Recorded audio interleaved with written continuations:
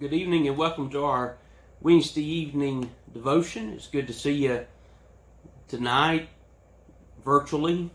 Hopefully one day we'll be able to see each other face to face again soon, but we'll continue doing what we have to do to be sure that we take care of this virus the way that we need to. We're going to be looking at Genesis chapter 1, verses 3 and 5. Be our main scripture, but from there we're going to look at several other scriptures tonight. As I was walking out of my office through the choir room, we know that there's a big quilt that is hanging on the wall that celebrated our 150-year anniversary as a church, and I've looked at that quilt many times over the past 5 years, just noticing various things about it. And today, as I was looking at it, I began to notice, each individual little patch that is there. And that it's each individual patch that makes up the entirety of the quilt. That each patch of fabric was made and sewn together, and each name of the persons was put on that particular patch, and then the patch was put together to make the quilt.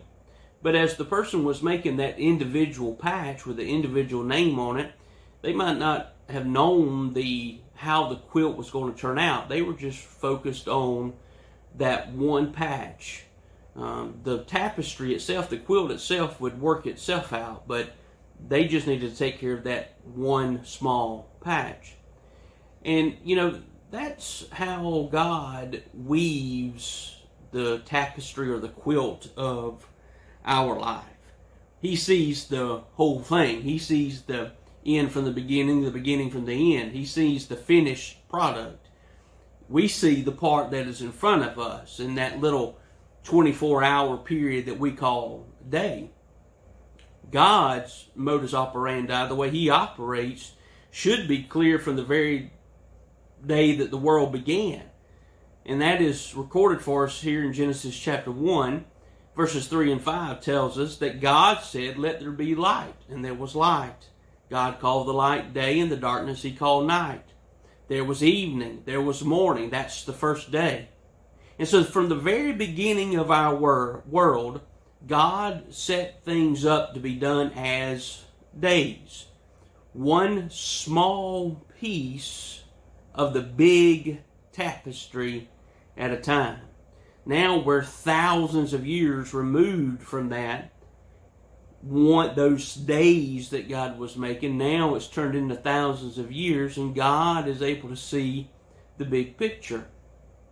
And that way of doing life is reinforced over and over again in Scripture. Lamentations 3:23 tells us to experience God by discovering that His mercies renew every morning. The psalmist says in Psalm 68 verse 19 that He daily carries our burdens. Jesus told us His provision would come to us as daily bread in Matthew 6. He told us that the renewing of our soul would come day by day in 2 Corinthians 4. Jesus said the way to follow Him our whole life is to take up our cross daily.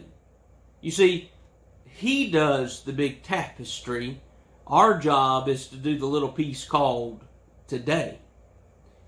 And so maybe you're overwhelmed by what's in front of you. Maybe you're overwhelmed at the size of whatever the trouble, whatever the problem is that's in front of you. You're troubled by the undone. You're troubled by your responsibilities. You're troubled by expectations. You're troubled by a massive challenge, a financial problem, an unfixable situation, this whole situation that we've been in for the past couple months with this virus, things that we just don't know what's going on, and we don't know how to handle those things. And maybe it's time that we bow before the Lord each new day and crown Him Lord each new day of that undone, of that undoable, of that unbearable. We've been trying to figure it out. We've been worrying about the whole tapestry, the big picture. But you know what? That's God's problem. God will put together the big thing through you doing your daily thing faithfully. God does the tapestry. You do today. You know, when folks casually tell you, hey, have a nice day, they probably have no idea that they are reinforcing God's instructions for a life that doesn't overwhelm you. Your job is to do one day prayerfully, to do one day obediently, to do one day wholeheartedly, to do one day lovingly and joyfully. And when you let the mights and the doubts and the what ifs and the should have done this and shouldn't have done that, and when you let those things leak into tomorrow, and when those things begin to leak into the things you need to worry about tomorrow, you're starting to worry about them today, you start to sink. Because you begin trying to do God's job instead of yours. God's job is to worry about tomorrow. God's job is to worry about the big picture. Your job is to focus on today. The big picture is up to God. You do the day.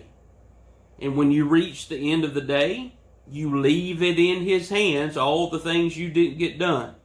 You leave in His hands all the things you still need to do. You leave in His hands all the things you just couldn't possibly do in a day, and you leave it to Him. You know, that's a pretty liberating way to live. You do today, God does the big tapestry. And then one day, the day that we're all looking forward to, the day that we see Jesus, you can lay at His feet a whole life that you live for Him faithfully, one day at a time. Faithfully one day. That you took that daily bread, you left the big picture up to Him, and you just served Him faithfully, day by day by day.